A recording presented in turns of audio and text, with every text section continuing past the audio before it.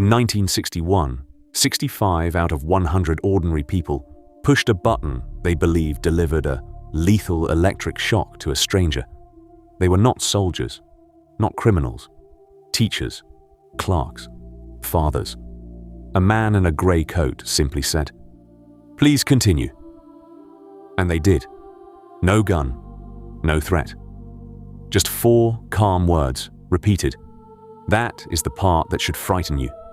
Not the cruelty, the ease. Because the same machinery that bent those people in a Yale basement is running right now. In your office, in your group chat, at the checkout line. You think you make your own choices. Most days, you don't. Someone built the frame around the choice before you ever walked in, and you never saw the frame. Tonight, 7 psychological tricks used on you every single day.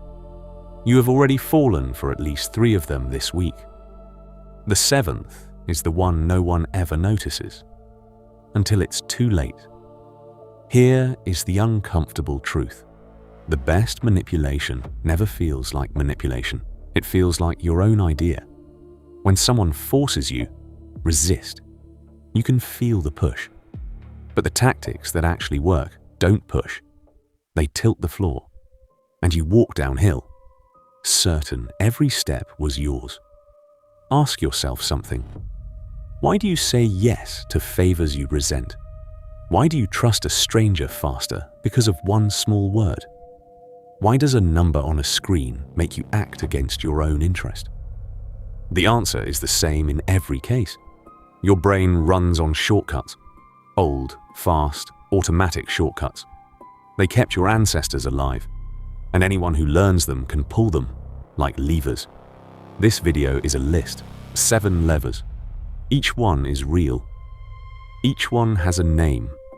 Each one is being used on you, probably today. And by the end, you won't just recognize them. You'll start to see who in your life uses them on purpose. But before the levers, you need to understand why they work so well now, because something changed. The modern world didn't invent these tricks. It just removed every defense you had against them. For most of human history, influence had a leash. You knew the people who tried to persuade you. The merchant lived 3 doors down. If he tricked you on the price of grain, you saw him again on Sunday. Reputation was the cage. It kept the worst tactics rare. Persuasion was slow. It happened in person. You could read a face, feel a pause, sense the lie in someone's hands. Then the leash snapped. Strangers can now reach you 1,000 at a time. They study which words make you click before they ever speak. They test their tactics on millions. Keep what works. Discard what fails. What reaches you is not a guess. It is the winning move, refined. And here is what no one warns you about. Your brain has not updated. It still runs the same ancient software built for a village of 100 faces. So when a polished voice says, "People are buying this fast," a part of you older than language believes it.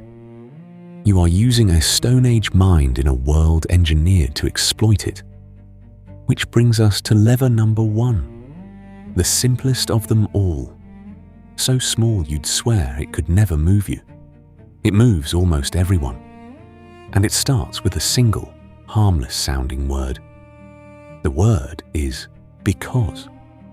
In 1977, a psychologist named Ellen Langer ran a study at a library copy machine. A person tried to cut the line with a simple request. "Excuse me, may I use the copier?" 60% said yes. Then she changed one thing. She added a reason. "May I use the copier because I'm in a rush?" Compliance jumped to 94%. Reasonable, you think? People respond to good reasons. But here is the part that should unsettle you. She ran it a 3rd time with a reason that meant nothing. May I use the copier because I have to make some copies? Of course you do. That's why everyone is in line. It explains nothing. Compliance stayed at 93%. The reason didn't matter. The word did. Because is a trigger. Your brain hears it and stops checking. It assumes a justification is coming and waves the request through, never inspecting what follows. That is a shortcut, a lever. And once you know it exists, you start hearing it everywhere. You should buy now because supplies are limited. Trust me on this, because I've been doing this a long time. Listen past the word. Half the time, what comes after is empty air. The people who study you know this. They don't need a strong reason. They just need the shape of one. But a single word only nudges. The second lever is heavier. It doesn't ask you for anything. It gives you something first. And the moment you accept it, an invisible debt clicks shut around you. The second lever is reciprocity, the unwritten law that says, when someone gives you something, you must give back. This rule runs so deep, it feels like morality itself, and it is older than money. The tribe that shared survived. The one that hoarded died. So evolution carved the debt into you. Take something, and a quiet pressure builds until you repay it. Now watch how it's weaponized. A charity mails you free address labels you never asked for. Suddenly donations double. You didn't want the labels. Doesn't matter. The debt is open. A salesman brings you coffee before the pitch. A free trial that asks for your card.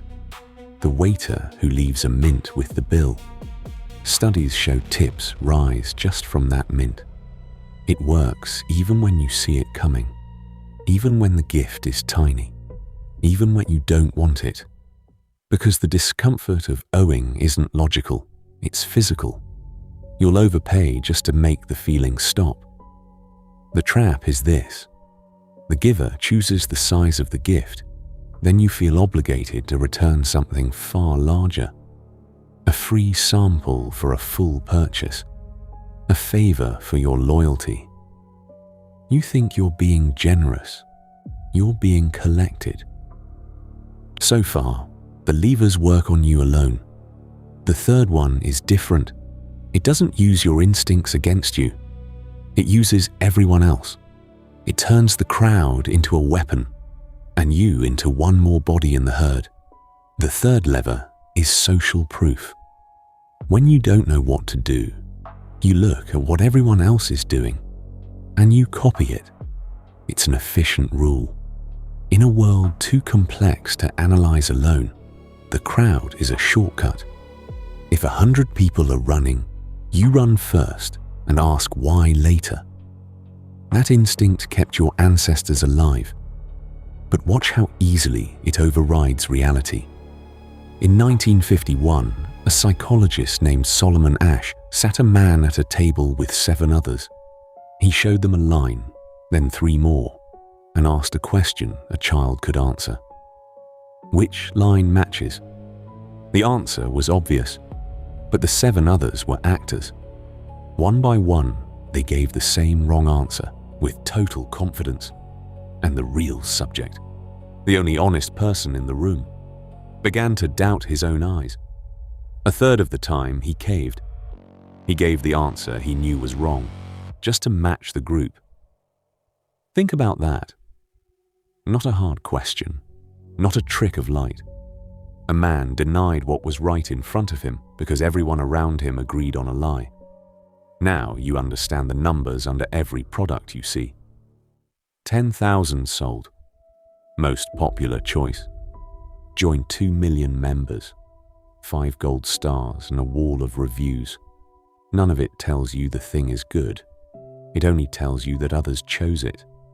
And your Stone Age mind reads that as proof. The trick is that the crowd can be manufactured. Fake reviews. Bought followers. A laugh track telling you when something is funny. a line outside a club, paid to stand there. You think you're following the wisdom of the many. Often you're following a number someone typed in. But a crowd is faceless. The fourth lever is personal. It doesn't point to the many. It points to one. To the person at the top, the voice you were trained from childhood never to question. The fourth lever is authority. When someone above us speaks, we obey, and we stop thinking. You were built for this before you could read. A parent said no, and you stopped. A teacher spoke, and you believed. Authority kept you safe, so trusting it became automatic. But automatic is dangerous. In 1961, Stanley Milgram told ordinary people to deliver electric shocks to a stranger. The shocks rose with every wrong answer, labeled clearly, all the way to a level marked danger. The stranger screamed, begged, went silent, and a man in a lab coat simply said, "Please continue." 65% went all the way to the end. Not monsters, teachers, clerks, fathers. They sweated, they shook, they protested, and they kept pressing the button because someone in a coat told them to. The coat was the trick. Milgram had no real power, just the symbol of it. That's the part they exploit. You don't obey the person, you obey the costume, the title before the name, the uniform, the confident tone that says, "I know more than you." Doctors recommend. Experts agree. A man in a suit on a screen you've never met. Strip away the symbol, and often there's nothing underneath. No credential, no proof. Just the shape of authority, worn like a mask. You were taught to respect the badge. They just printed their own. Authority pushes you from above.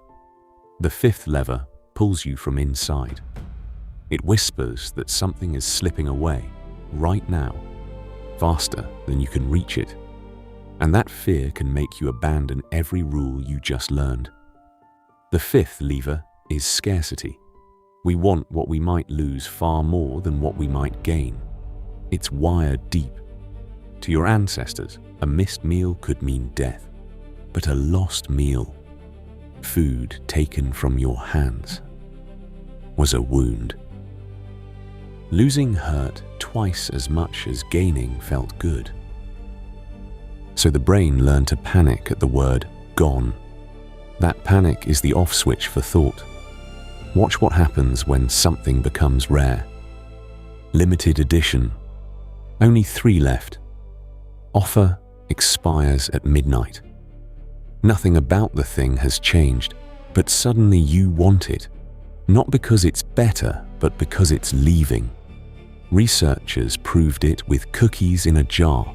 Same cookies, 2 jars. People rated the cookies from the nearly empty jar as more desirable, more valuable, purely because there were fewer. We taste scarcity itself and call it quality. And here is the cruelest part. Scarcity doesn't just make you want more, it makes you think less. When the clock is ticking, the rational mind goes quiet. You don't weigh, you don't compare, you grab. Before someone else does, before the door shuts, before the chance dies. That's why they manufacture the clock. The fake countdown that resets when you reload. The 2 left in stock that never reaches 0. The seat that's almost gone. They aren't selling the product. They're selling the fear of being without it. And fear, as you now know, makes you forget every lesson you just learned.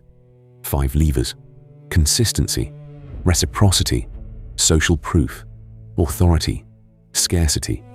Each one a door into your mind. And now you've seen them all. But seeing them is not the same as being safe.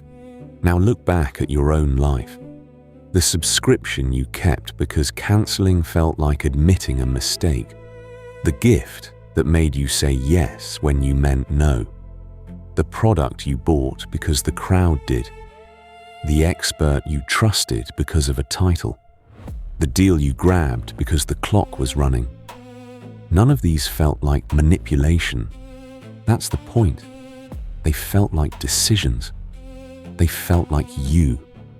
The levers don't break into your mind. You open the door yourself every time and call it free will. So the question was never whether you could be pushed. You can.